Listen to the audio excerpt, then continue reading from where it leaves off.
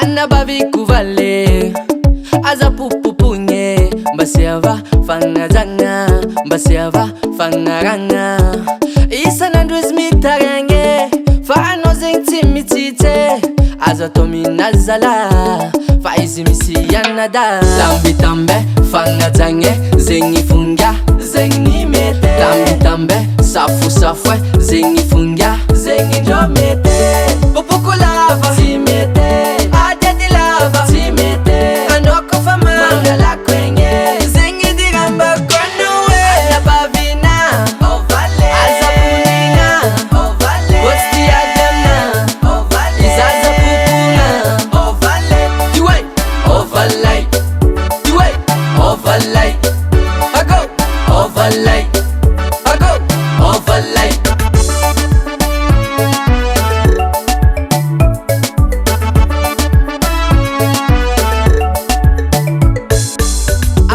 Ambara kwana uvale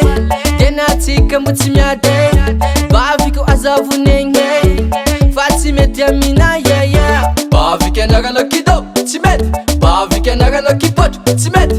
Taki taki nitoka tekeko Sinchana tonom nakakomba fo Lambi tambe Fangazange Zengi funga Zengi mete Lambi tambe Safu safwe Zengi funga Zengi njomete Pupuku lava Simete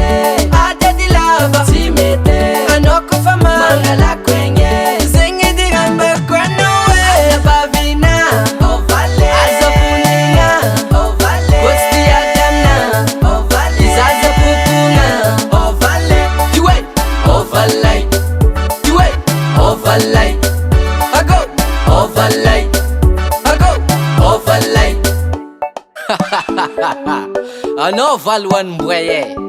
Anabavno ko haspo Mahita za tsara no Alona na uwa munu vadi avanle Dini wana bavino zengi vanle